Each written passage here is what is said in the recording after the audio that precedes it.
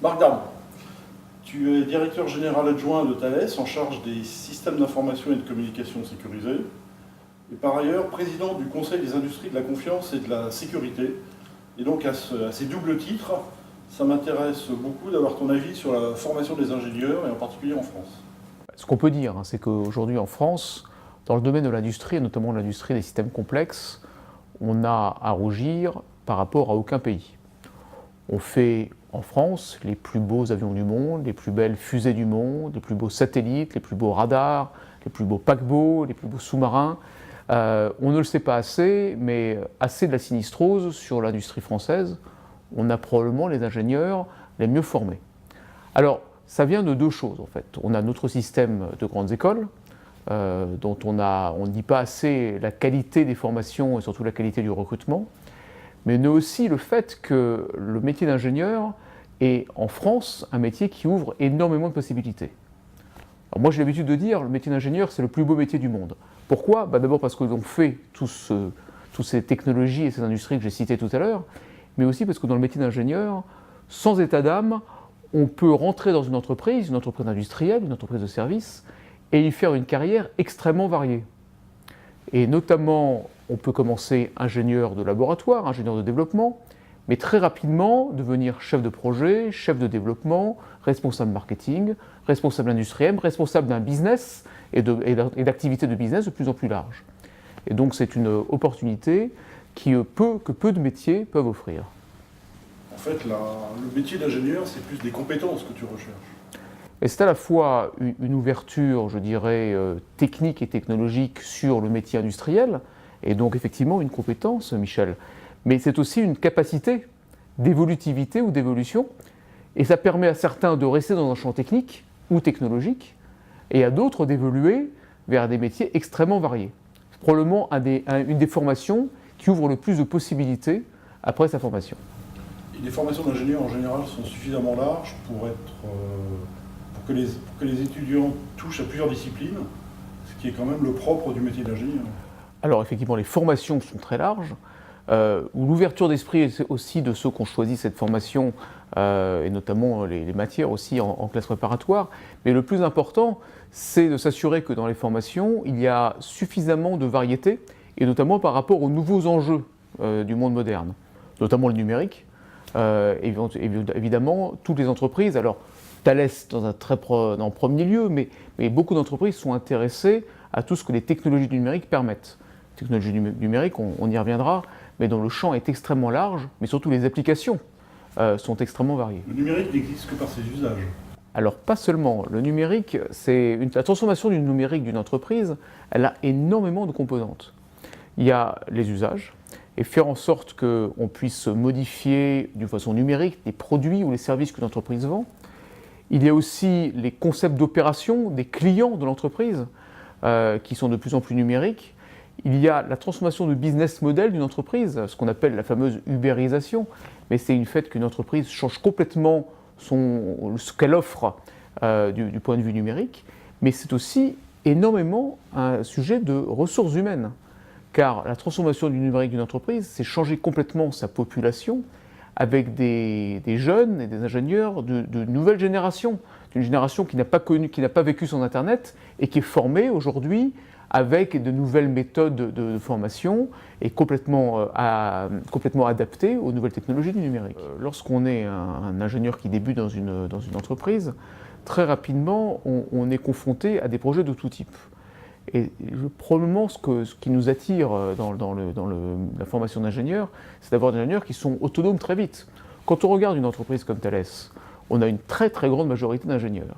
Ça veut dire que dans la hiérarchie, on a des ingénieurs qui sont cadres, mais qui sont dans la hiérarchie à des niveaux d'entrée dans l'entreprise, et qui pourtant doivent avoir une autonomie, une responsabilité de cadre. Et donc la formation par projet, le fait d'être dès le début de sa carrière en charge de projets complets, en charge avec une certaine autonomie, c'est extrêmement important pour nous. Aujourd'hui, dans nos métiers, le travail en équipe est évidemment une composante très importante, puisque nous sommes très forts en France sur les systèmes complexes. Je citais tout à l'heure les avions, les satellites, les sous-marins. Ce sont des systèmes dans lesquels la technique ne vaut que par un travail commun d'équipes très importantes en termes d'ingénierie et de définition système de projets complexes. Quels sont les axes de recrutement chez Thales dans les prochaines années, en particulier pour tout ce qui est système de sécurité? Alors, déjà chez Thales, il faut comprendre que notre flux de recrutement d'ingénieurs, il est de l'ordre de 5000 personnes par an. Plus de 2000 rien qu'en France, tous les ans. Évidemment, ce sont des ingénieurs qui sont formés aux technologies dont nous, Thales, nous avons besoin. Donc, pour simplifier, les technologies du numérique, les hautes technologies adaptées aux grands marchés verticaux de Thales, la défense, la sécurité, le transport, l'aéronautique, l'espace. Dans le domaine de la sécurité, on le voit bien, toutes les technologies du monde moderne, alors celles dont on parle énormément, le big data, le cloud computing, la cybersécurité, l'intelligence artificielle, la 5G, la 4G, tout ça sont les technologies dans lesquelles nous avons besoin de les adapter pour les exigences extrêmement élevées de nos clients, les clients de Thales, défense, sécurité et autres. Et donc dans ce domaine-là, on voit bien le lien et la capacité de à la fois connaître ces technologies du monde moderne et être capable en plus de les adapter. Donc si je veux simplifier, quand on est ingénieur chez Thales, on doit à la fois maîtriser toutes ces nouvelles technologies qui sont extrêmement attractives, qui évoluent très vite, et en plus les maîtriser au point qu'on est capable de les modifier et de les adapter pour les adapter aux exigences de nos clients. Ça veut dire aussi remettre en question ce qu'on a appris, de façon à aller plus loin et à innover. Alors, innover dans l'usage, pour reprendre un exemple que tu donnais tout à l'heure, innover dans l'usage, mais innover aussi dans l'adaptation à des contraintes qui sont généralement différentes de celles pour lesquelles elles ont été conçues, de ces technologies.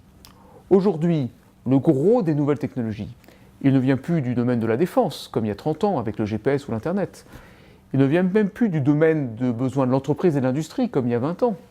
Il vient du domaine du grand public, et même du domaine des jeunes, avec les réseaux sociaux, les jeux vidéo, etc. Donc le gros des technologies, il n'est pas du tout fait pour les domaines dans lesquels nous, Thales, on est actifs, la sécurité, la défense, l'aéronautique. Et donc être capable de modifier ces technologies, de les prendre en compte, les modifier pour répondre à des besoins très spécifiques de nos clients exigeants, c'est un espace de technologie et d'innovation qui est très large pour nous, dans lequel on a à la fois besoin de connaître ces technologies, de les maîtriser, et de les adapter aux usages pour lesquels ces technologies au départ n'étaient pas faites. Beaucoup d'étudiants se posent la question de savoir si il vaut mieux qu'ils rentrent d'abord dans une grosse entreprise ou d'abord dans une PME, quitte à évoluer après, avec l'idée que l'innovation et l'agilité est plus du côté des PME. D'abord, moi je ne vois pas opposer grands groupes et PME. Dans tous nos domaines, notamment dans le domaine de grande technologie, il y a besoin des deux. Il y a besoin des PME avec leur dynamisme et leur inventivité, et je dirais l'effervescence de l'écosystème et du tissu industriel. Il y a besoin des grands groupes pour consolider, pour capitaliser les connaissances et pour exporter. Donc il y a besoin des deux. Pour un jeune, et c'est sûr que quand on rentre dans un grand groupe, on apprend quand même une certaine structure. On arrive à avoir des plans de carrière qui permettent une certaine évolutivité et de pouvoir avoir plusieurs types de métiers dans les 5 ou 10 premières années, c'est sûr. Aussi une perspective de carrière qui est extrêmement variée. Donc sans vouloir comparer dans les deux, moi je ne parlerai que des grands groupes. Ce qui est sûr que quand on rentre jeune ingénieur, notamment avec une bonne connaissance numérique dans un groupe comme Thales, les perspectives sont extrêmement larges. Et ça, c'est très attirant pour eux. Parce que non seulement ils sont cadrés, avec une formation qui leur permet, en rentrant dans l'entreprise, d'apprendre un métier de façon extrêmement professionnelle, mais en plus, on sait très bien que sur 10 ans, on peut, après un premier job dans le domaine technique, très rapidement évoluer vers du marketing, vers du technico-commercial, vers de la direction de projet, voire même après, rapidement, vers des petits centres de profit ou des gros centres de profit. Donc quelque chose d'extrêmement varié. Forcément, dans une PME, c'est plus difficile d'avoir accès à ça. Parce que dans un grand groupe, on peut une fois aller travailler dans les satellites, puis 3 ans plus tard, on va dans les télécommunications, puis après dans l'aéronautique, puis après dans le divertissement à bord, la signalisation ferroviaire, pour prendre l'exemple de Thales. Comment faire en sorte que les ingénieurs formés soient conformes ou répondent aux besoins des entreprises? Moi, je dirais qu'il y a deux sujets. Pour le premier, d'abord l'exigence extrêmement importante en termes de technologie. Il faut être à la pointe aujourd'hui, dans toutes les entreprises comme nous qui embauchons beaucoup d'ingénieurs dans l'année. si on embauche beaucoup et qu'on a besoin de jeunes, c'est parce qu'on veut qu'ils soient à la pointe de la technologie. Donc il ne faut pas baisser la garde sur le niveau excellence académique, sur les technologies, et notamment ces technologies du numérique qui vont extrêmement vite. Le deuxième, c'est qu'il faut les technologies qui soient adaptées au monde moderne. Et nous, moi, vous sentez bien que dans cette interview, je parle beaucoup de numérique, mais c'est évident que tout ce que l'on utilise chez Thales, c'est les technologies du numérique depuis longtemps, donc le traitement de signal, la radiofréquence, etc., mais toutes ces technologies du numérique aussi, les plus récentes. Donc je les cite à nouveau, mais vous voyez bien que ce sont des technologies qui ne sont pas spécifiques à Thales. Le cloud computing, le big data, l'intelligence artificielle, tout ce qui est autour de la cybersécurité, des télécommunications haut débit, des stockages haut débit, etc., ce sont des choses dont, en fait, dans tous les business de Thales, ou d'une entreprise aussi moderne que cela, on a besoin. Et donc, d'un côté, l'excellence académique sur les technologies, mais de l'autre, s'assurer qu'on a bien les bonnes technologies. L'excellence académique et la rigueur scientifique. Et du coup, la rigueur scientifique, absolument. Non, mais le numérique, ça me va très bien, parce que dans le groupe INCREA, il y a les écoles ISEN, dont la baseline est All is Digital. Donc, c'est parfait. Quelles seraient les améliorations à apporter à la formation des ingénieurs? La première chose, c'est que si on veut des jeunes qui soient numériques dans leur formation, dans l'état d'esprit, une partie de la formation doit être numérique aussi. Il faut qu'ils aient l'habitude du numérique, du virtualisé, du dématérialisé, qui soit aussi dans leur formation, dans leur façon de travailler, leur façon de travailler en groupe. Les équipes projets travaillent aussi à distance, en Slack, etc. Il faut qu'ils soient aussi digital native. Et notamment, la formation y participe. Pas seulement dans le matière académique, mais aussi dans la façon de travailler. Ça, c'est extrêmement important. Et puis, vraiment, on n'insistera jamais assez sur le côté d'autonomie, pas d'indépendance, mais d'autonomie, d'initiative, qu'il faut que les ingénieurs et les élèves ingénieurs apprennent en école, pour que lorsqu'ils sont dans le grand bain, à la sortie de l'école, ils soient eux-mêmes capables tout de suite de partir seuls voir un client, partir seuls voir un partenaire, de rencontrer des partenaires et de faire des choses dès le début, je dirais, de leur insertion dans l'entreprise. Thales a une université interne. Thales a une université interne internationale, donc avec 6 ou 7 grands sites internationaux, dont bien sûr un grand site en France. Alors c'est la formation continue pour l'entreprise, mais c'est aussi la formation vis-à-vis de nos clients. Donc c'est une vraie super infrastructure de formation, avec des cours, et des cours assez variés, avec des MOOC, avec du digital, etc., qui a vocation interne et externe. Et si tu avais un rêve pour cette université interne, un rêve que ce soit en termes de cursus, en termes de moyens, en termes de méthode, ça serait quoi? Il faudrait une université Thales qui, aujourd'hui déjà, est en réseau entre ces différents sites, la Californie, la France, l'Australie, l'Asie, etc.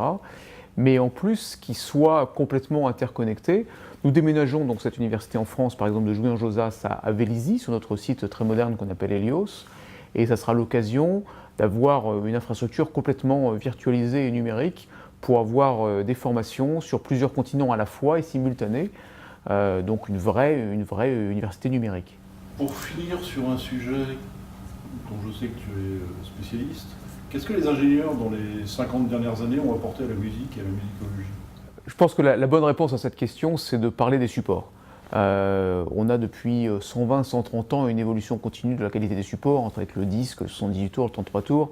La révolution d'il y a une trentaine d'années, un peu plus, avec le disque compact, qui a été une vraie révolution en termes de conservation et de qualité de l'enregistrement. Et puis tout récemment, avec les DVD et les Blu-ray, des films en haute définition, qui permettent de retrouver le vrai esprit du concert. Et donc ça, c'est possible grâce à la compression de l'information, grâce à la standardisation de la restitution. Et on arrive maintenant, en termes musicaux, à avoir une qualité, je dirais, qui se rapproche beaucoup plus d'un concert ou d'un opéra ou d'un concert public, plutôt qu'un enregistrement et un support comme ce l'était encore il y a 30 ans. Merci Marc. Merci beaucoup.